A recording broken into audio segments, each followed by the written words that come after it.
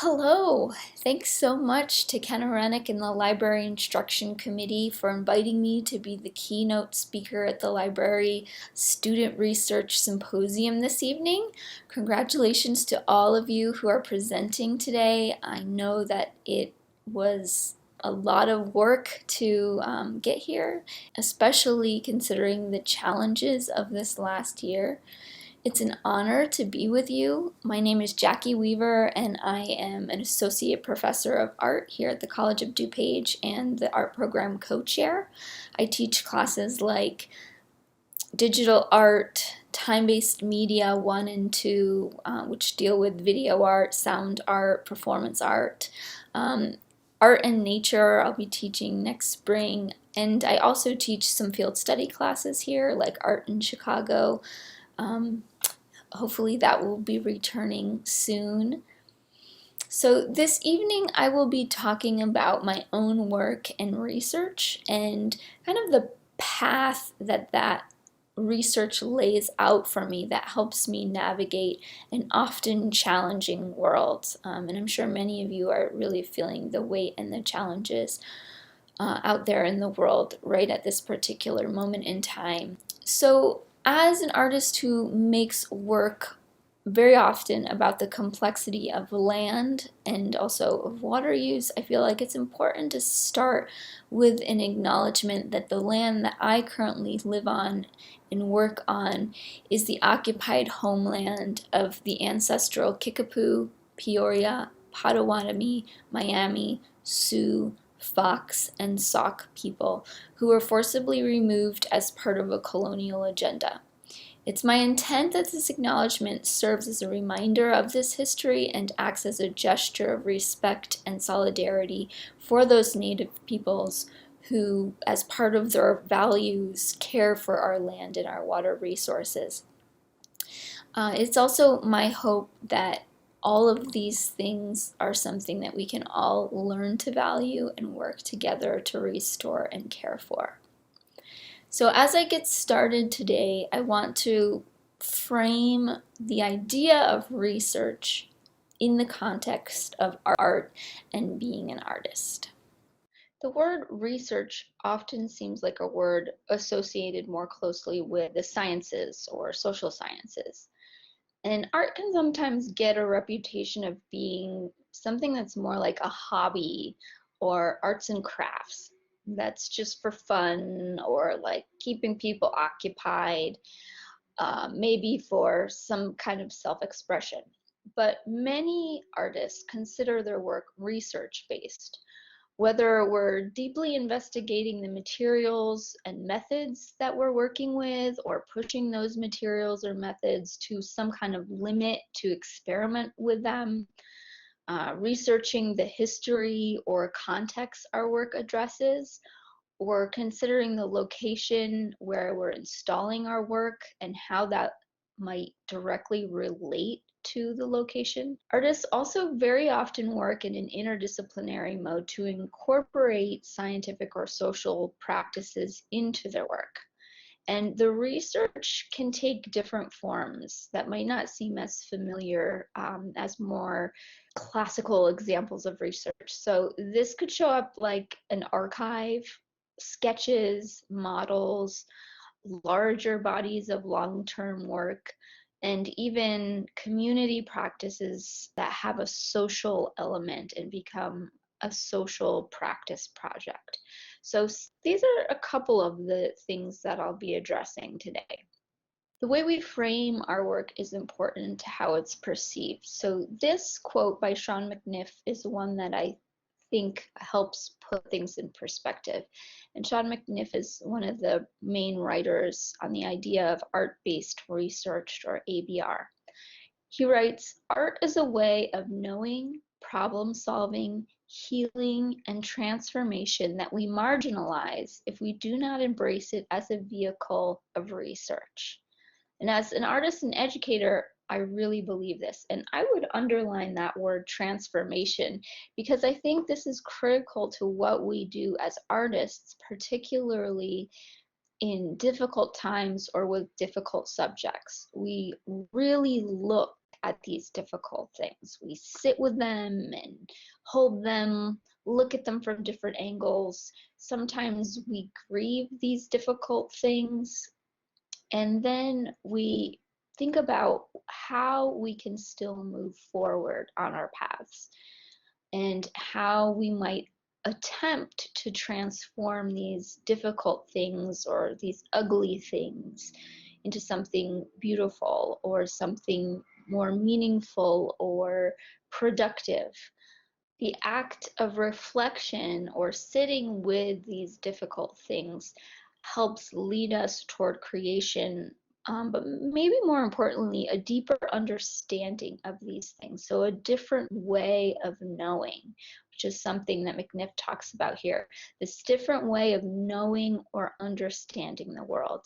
And for me, art is one of those ways that I understand, process, and move through the world with all of those challenges. And if we can frame art in this way, rather than that arts and crafts idea that you might be familiar with, I think that we could find a broader support for the arts in general.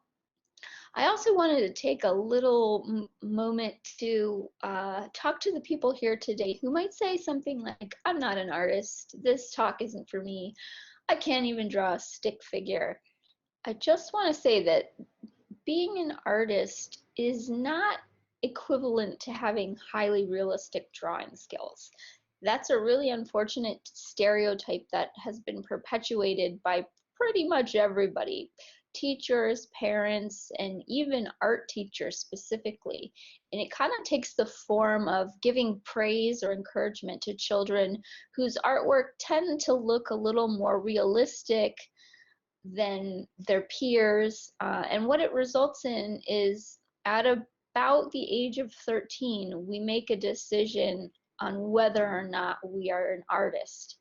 And that is really closely tied to the attention or the consistent encouragement or acknowledgement that children get about their artwork.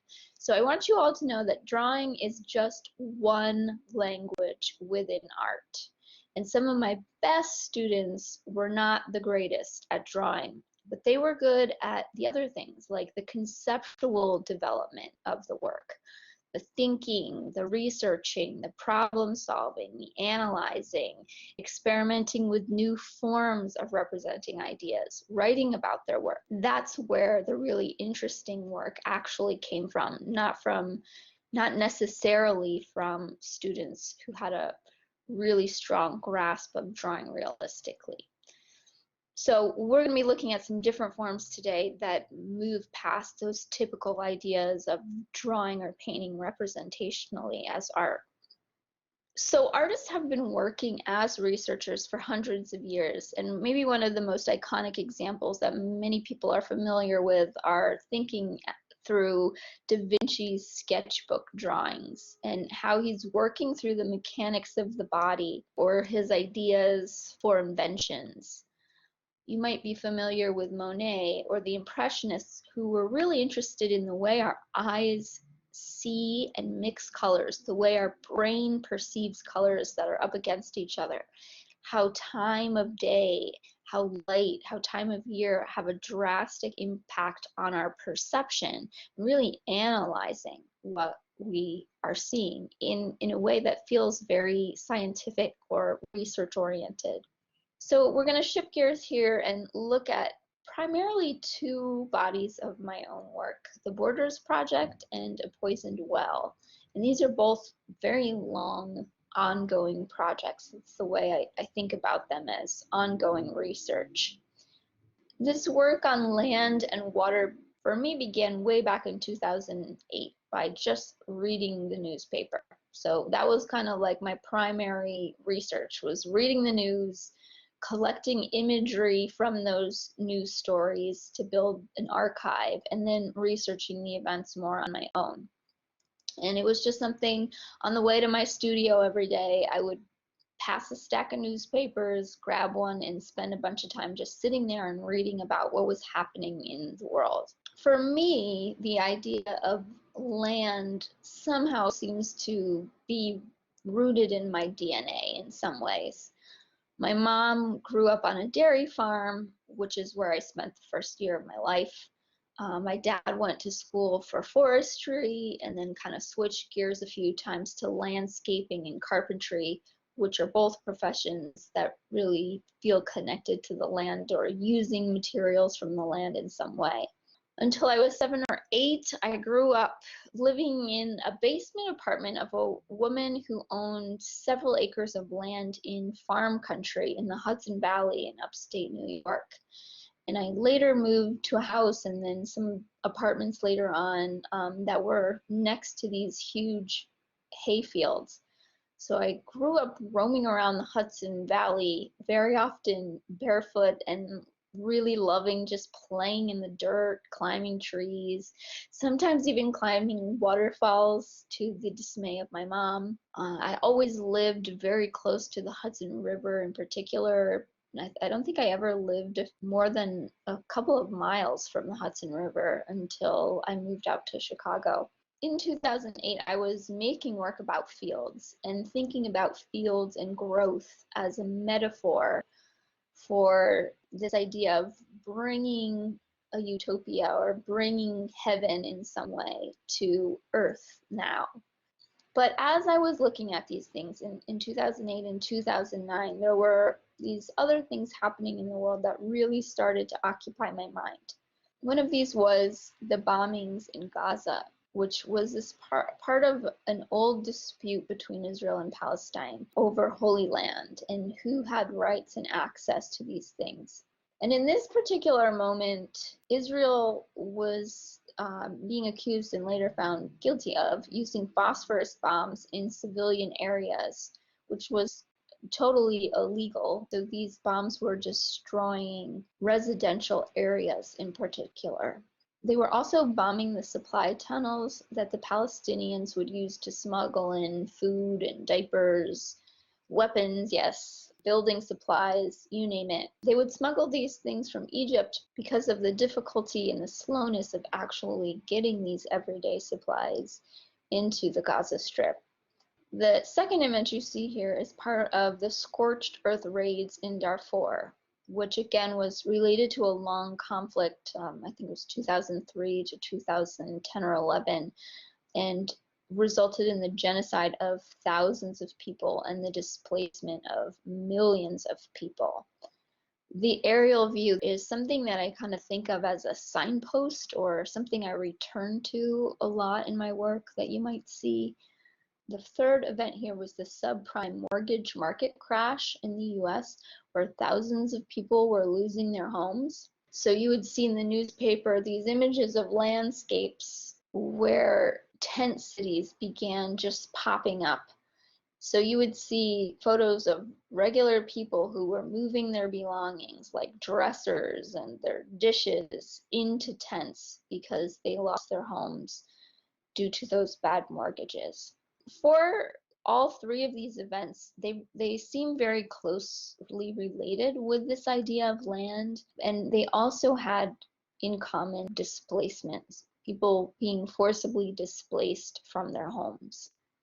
And I really saw that this was happening everywhere. There was a hurricane in Haiti, an earthquake in Japan, wildfires in California. I started collecting and archiving the images that I would find, particularly images of tents, very often from refugee camps or these new tent cities that were in the news every day. And I'd cut up images from the newspaper or save images from digital news sites. And millions of people were just being displaced simultaneously. So the tent image that I'm collecting just kind of became a symbol or part of a vocabulary of displacement. I was also archiving images and videos of events that were causing displacement. So here we see some images from a wildfire and that white phosphorus bombing. Same here, we've got wildfire and bombing images. Here's a couple of them kind of pinned up in the studio corner. I began making work about how we as viewers are watching and consuming this information through the news and the internet. that our voyeurism or our sitting and watching implicated us in these events somehow. So here is a piece that uses some of the aerial footage of a bombing in Afghanistan. You can hear the pilots getting ready to bomb a building, and they're asking, is it the square one or is it the rectangle? And like there's this intensity in their voices, and the bombing is reduced to this really abstract shape of square or rectangle, and possibly decides who lives based on the answer. Is it the square or is it the rectangle? So began thinking about how watching these things as witnesses through the internet, through the TV, it becomes so abstract, life and death. And it felt like I was more aware of that in a post 9/11 context. This particular video is a reconstruction of the Gaza tunnel bombings in early 2009. And the piece combined actual recordings from audio that I collected and then this staged bombing that I create. And I was thinking about our roles, the role of the American viewer when we receive this information, when we see these ideas of suffering. What do we do with that? What is our responsibility? How do we view it? And thinking about the rate at which we were receiving this kind of information and imagery was in some ways like meant to paralyze us. And we were just kind of being, we were consuming media or entertainment or violence.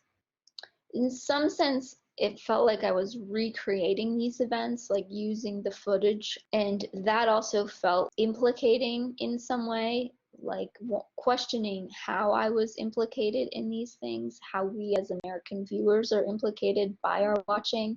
But I also felt like it was a way to process this type of trauma and tragedy. One thing I just want to point out quickly with this video is the date here, 2009, 2014. I'll come back to that idea in a little bit, why there are two dates there.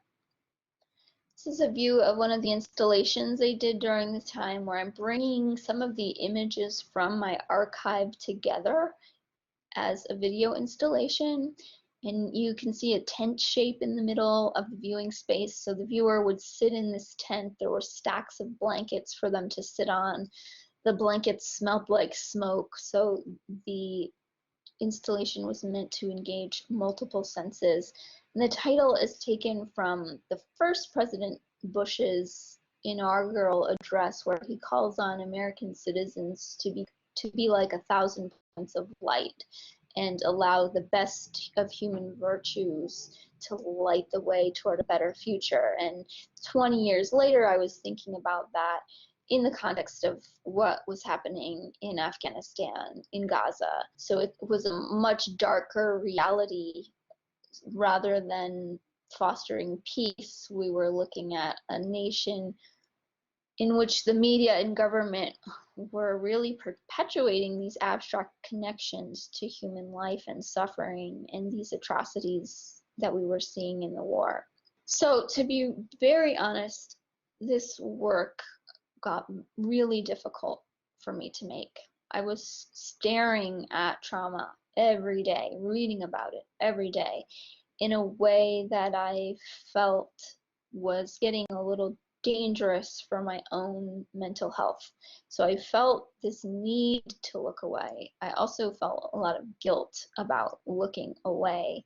But I felt at that moment there was a limit to how much I could process, to even how much art was letting me process. And I felt really overwhelmed and powerless when it came to all of these things that were happening in the world. So I stopped reading the news for a while, and with my artwork, I started looking at spaces that were closer to home and thinking about repurposing and reimagining spaces that had been abandoned or underutilized in some way. So this is a video installation I did with some friends in Philadelphia. We worked together as a collaborative called Force Per Unit. This was from a proposal we submitted to a bleaching and dyeing factory where we researched the history of the space, what happened there. They used a certain kind of mercerized cotton yarn, which we used. They used a certain kind of dye here, reflected in the title of the piece. To build the projection screen, I actually walked out 35 miles of this yarn to make the 15-foot length. So it was a very process-oriented piece, like much of my work. And then the video here is dye being introduced into a solution and slowly changing. Toward the end of the video, we pour bleach in and the process starts over. So this idea of catagenesis is this regeneration, this continual rebirth of the space was something we were interested in. In 2014, we were invited to a gallery in Detroit, which had a history of white flight, if you're familiar with Detroit, where whole blocks of abandoned houses were just left to crumble after automotive plants started closing and people started moving out. And if you look on a Google map, which you'll see here, there's patches of empty space. And these are not parks. This is where houses burned down or ended up being demolished because they were abandoned and later condemned. So when we were visiting Detroit, it was really strange driving through these empty blocks and kind of looking for signs of life wherever you could. Like, was there a car parked in the driveway? Was there an air conditioner running in the window? The areas that were affected were often very specific to areas that were currently struggling more economically. So if you went a few blocks over, you would see these like really bustling neighborhoods where artists were, taking over buildings and things like this. So we decided we would create this large chalk drawing of the city grid for the floor of the gallery, and then over the duration of the exhibition, people's footprints would wear away sections of the map. So some sections would become invisible and others would remain untouched. Again, related primarily to economic borders. So also in 2014, back to that date, Gaza was being bombed again. This felt like a reminder for me that I had looked away for so long and that I needed to start thinking about how to look again at these difficult and challenging things without feeling burned out or like I was putting myself in harm's way. So an artist suggested that the way the information comes to us, the way we receive the news, is designed to bombard us in a way that keeps us paralyzed. And to move through that, we needed to narrow our focus and concentrate on one thing at a time rather than just let everything pour on us. And I found that that was a really helpful way to help me start looking again. So it was around this time I started calling the work that I was doing the border projects and trying to look again at those really difficult things. So that repetition comes back in. The bombings happening again become a call to look. In her introduction to Karen Finley's The Reality Shows, Anne Pellegrini talks about reperforming traumatic events, and I was thinking about this specifically as I was moving back to the work. She writes, "The compulsion to repeat an event is due to the fact that on some profound level it was not experienced, which is to say, understood or comprehended the first time round. If traumatic repetition offers a way in the present to experience something that happened in the past, then trauma warps linear time. Trauma emerges then as a kind of rupture in time and history. Something has happened, but what and to whom and with what meaning? Richard Schechner famously posited, performance means never for the first time. It means for the second to the nth time. Performance is twice behaved behavior." Like performance, trauma is never for the first time, too. How do we move forward with the past without remaining in its grip as some sort of reoccurring nightmare or ongoing destiny? Our culture of images and spectacles poses blockages to our ability to bear witness to trauma, where witnessing has the sense of grasping and being newly grasped by meaning. The spectacles posing blockages, all of these ideas felt really relevant to the things that I was working with. So this particular project here, you can see, is a spray painted red line through an alleyway after a huge snowstorm here. And I created this work as a response to the boycotts, divestment, and sanctions, or BDS, against Israel for the harm it was inflicting on Palestine. This became part of this ongoing project, thinking about all different types of borders. So those geographic borders, economic borders, social borders. It was kind of something I did in public too, which allowed me to interact and talk to people about what I was doing. This piece was just an hour-long walk that I did where I was dropping flour in a straight line near the riverfront, and I was thinking here about the transfer of goods and the related limitations to move these goods across the borders. Thinking about those physical borders of the Gaza Strip, which you see in red on the top left here, I was thinking about the very small size of the Gaza Strip in relation to the different places that I was living, which at the time I was going back and forth between Chicago and living in upstate New York in Troy. So I mentioned a few times this idea of different types of knowing. And one of those ways that I was interested in knowing was through embodiment. I wanted to feel in my body what it was like to walk the lengths of these borders as a way to understand that length in a different way. So I began training for these really long walks, much like an athlete would need to train. The lengths of these walks actually created trauma in the body that you would experience, like going into shock through something as simple as a walk. And that really related thinking about the long walks that refugees would have to take out of necessity to get to refugee camps. And sometimes they would walk for days, sometimes overnight in extreme heat without much food or water, sometimes in hostile territory. So thinking about that extreme necessity of walking compared to just this leisurely walk that I would be taking in my own spaces. And this was the route for the first walk, which was the length of the coastal border of Gaza, 24.6 miles. So I did this first walk in my town of Troy, New York. And the walks were an attempt to look at the events surrounding this conflict and understand my own physical relationship to space and land where I currently was, to understand my own physical boundaries and limitations as well. And although the catalyst was the Israeli-Palestinian conflict in Gaza, I was also really interested in other ways that borders manifest themselves.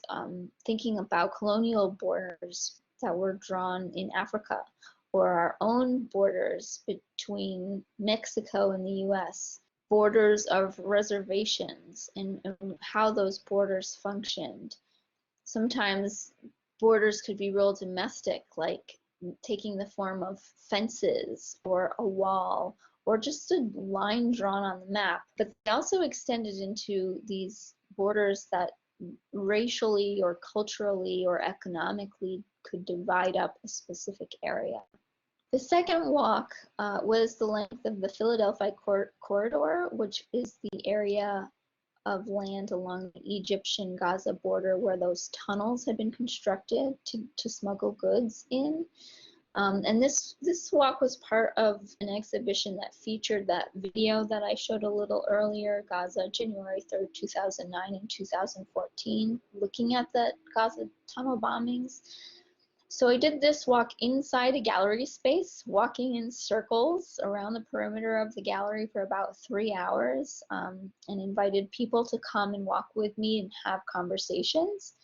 And I didn't direct the conversations in any way, but I recorded them, and then from that audio I created a poem, which I then printed and wrapped around the gallery space, all the way around, so that in order to read through the poem, you would have to mimic our walk around the gallery space to fully read the piece. And this is a piece that first opened up the idea of conversation as a medium for me. I really felt like through conversation and developing these relationships, we were getting at modeling genuine care, and that felt like a powerful solution to conflict. The third walk I began in South Chicago. I walked all the way up to Wilmette, just north of the Chicago city limits. And this walk lasted for 12 hours. The first 14 miles I did with a very dear friend, Alyssa Channon. And along the way, again, I made some recordings, created a sound piece related to it. But one of the things that I really noticed as I moved through the city, particularly as I moved along the water's edge, were the economic borders that divided the city. So thinking about the crumbling sidewalks and the boarded up houses that I saw in South Chicago, and then ending with the mansions and the manicured lawns on the private beaches in Evanston and Wilmette. And this idea of access to the lake was something that really struck me. Chicago is lined with free parks and beaches, which is amazing. But you can see the farther south you go, the more difficult it gets to actually access those spaces. And then once you get north of Chicago, in Evanston, there are fences that actually prevent you from accessing the water. You have to pay to go to the beach. And in most cases, these beaches are not even as good as the beaches that are free in Chicago. So thinking about what do we have free and open access to. This is a piece that just kind of shows some of the images from the border projects. So although I'm looking at land and borders, a lot of what I'm doing has to do with this idea of displacement from home. So this piece is kind of like this traveling sculpture that looks kind of like a child's line drawing, or what we call a schema of a house. And I'm interested in how that functions in different sites. What this structure means if it's under an overpass in LA, or if it's in a gated community. So I would set this structure up in different locations. And when I was setting it up on the beach here, the image on the left, a man actually came out of his home, which was along the beach, and started shouting at me that that was his beach and that I could not be on his property. His property was right up against a public beach, and I could not see a line clearly that divided where the public beach began and where his property began. So thinking about the idea of conversation, this pair of constructed tents was something that I would move from a location to location, that tent image reemerging 8 years later as that symbol for displacement. The tents would serve as meeting places to invite people to interact and participate in conversations about borders and displacement or home, or just sharing each other's story. And there were some very powerful stories shared here, though not all were recorded. I do think I have about 30 hours of recordings in my archives for this project. So this felt like another way of knowing something relationally through listening to the experience of others. So here the canvas tent is the speaking tent, and that's the location where the conversations occur and are sometimes recorded, and those recordings were sent to me And then the more transparent tent is the listening tent, and that's where people can go in and put on some headphones. I think there were 4 different headphones, and listen in on different conversations that had been recorded about these experiences. The tents also became a place to hold events and conversations around the way people experience different types of borders and boundaries in their personal lives. One of the gatherings we had brought in representatives from Hands of Peace and Kerem Foundation in Chicago, which were working with topics of displacement, conflicts, and borders, and they came in and shared a meal and experiences, recordings, and things related to these topics. I just have a quote up here from my website. It says, "In conversation, people talked about mental illness, gender, race, class, discrimination, immigration, politics, addiction, the things that are sometimes labeled off limits in our home. We talked about the borders we put up for protection, borders put up out of fear, borders that felt necessary and unnecessary. We talked about the Syrian refugee crisis, about homelessness, about what it means to make friends with the enemy." So you can see some more social public spaces for the tents as well. So it was a way to model care and togetherness that felt like a possible solution to these larger problems, and at the very least felt like it could be a step toward healing. So conversation became an art form to help shape individual change, and it created an act that felt poetic, symbolic, and meaningful. One of the things that I kept returning to was the limitations of accessing clean water and water infrastructure as I was walking through the cities. So I started thinking about the water crisis in Flint, Michigan, and began doing some research related to water infrastructure in the US, which is fascinating but also a bit terrifying. So I started asking questions like, is our drinking water safe, and who decides if it's safe? Where does the contamination come from? How do we protect ourselves from serious risks? Is that even possible or affordable? And if so, who is it affordable for? How can we differentiate between real threats to our water and commercially incited panic? So in 2018, I moved into a condo in the Chicago area and was a bit shocked and appalled when I turned on my faucet and a burst of orange-brown water spurted out for a few seconds. And after that initial reaction of being completely grossed out, I came to the natural conclusion that any artist might come to. I should make art about this, obviously. So A Poisoned Well, this project about water, started to respond to this feeling of paranoia that came from the Flint water crisis. And my significant other and I started doing a lot of research about water filtration systems, different types of testing kits that we could use in our own household, reading through our city and village water reports, looking at data that very often felt ambiguous and confusing, and trying to educate ourselves more about like what the acceptable levels of these metal, mineral, toxic deposits might be. The project is pretty broad and takes the form of prints, photos, projections, zines, melting water samples, test kits, and kind of like a makeshift lab that we use to provide resources to help educate people about their drinking water supplies. Every day I started collecting samples of my water in Ziploc baggies and then testing them with water quality testing kits. I'd record and archive the information, and then I was storing the samples in my refrigerator while I was trying to figure out what to do with them.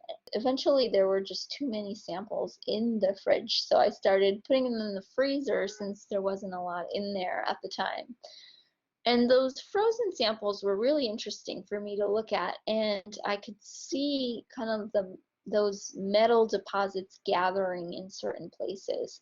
So I started photographing the samples and letting them melt first onto glass And then later I started letting them melt onto stretched paper canvases that would eventually kind of look like prints. And these are a couple of the prints. So as an educator, I wanted the work to have a component that would help educate people about their water and get testing kits out into the hands of everyday people who needed it. So I received a couple of grants in conjunction with an exhibition about infrastructure back in upstate New York, and collaborated with my significant other to create some zines that had elements for people of all ages to learn about water quality, and then also put together hundreds of testing kits, which you can see here. We also went into some classrooms for a few days to work with students on testing their water and creating artwork related to this. We worked with art teachers in the area to collect and then test samples from their school faucets and water fountains. Some of them used this as a conversation starter for their students as well to make art about these things. This is just a quick slide of some student work. This work is from some Niskayuna students in upstate New York. And here you can see the work in the show, and there's a makeshift lab for people to come in and test their water. You can see that wall of test tubes from a few months of testing my own water, but also collecting and testing samples just wherever I was in the world for a few months. You also see the calendar of prints that's hanging up on the wall. This work about water is personal on another level as well. As I mentioned earlier, my mom and my grandmother lived on a farm and found out many years after the fact that people were dumping toxic waste nearby. And also living in an agricultural area, there was a lot of runoff from the chemicals that were being used to grow plants and food. And all of those things make their way into the water table. So my grandmother has had many different kinds of cancer, presumably from these types of toxins through her water, and they are no longer able to drink their tap water. They have to buy bottled water. And we just learned recently that the treatment that my grandmother was undergoing has now stopped working. So in a way, again, this work relates back to the body, or the idea of embodiment for me, and in particular the damage and the scars that these things leave on our body, and not only on our body but also on the earth. So since COVID, I haven't really been able to be out in the world making art in the social way that I'm used to, but I've been making these drawings and kind of like watercolor paintings with some rust deposits that I had collected from my faucet for about a year. And I've been painting these aerial views of mines, back to the aerial views. And in this case, this is the largest iron mine in the country. And to me, the drawings are really scar-like or cancer-like in some way. They kind of remind me of like cancer wrapping itself around internal organs. So scars left behind on the earth and on the body. Here are a couple of those reference images. So that's where I am on my path as an artist, and I hope you can start to see the ways I'm making connections here and how the frame of research can work on several levels for a body of artwork. One thing I sometimes struggle with is the fact that this type of research doesn't create change in the ways that developing a vaccine or a cure might, to use extreme but very relevant examples. But this quote rings true for me. If you change, the countenance of the world changes. This work that I'm making helps me change, and I know it's true for many other artists who work this way as well. It's a way to help us move through the world and engage with the world, to continue growing. That matters, and it's a path that's worth taking. So as you continue to think about your own research, be aware of the path of what moves you, what starts to connect and hold your interest. Look for those reoccurring signposts that signal to you, this is important. And perhaps most importantly, when the world gets really difficult and overwhelming, like it is now, just keep moving forward. Keep your focus on just one thing, one area where you can help create change, and let that path guide you. Thank you so much for your time. I look forward to hearing your questions.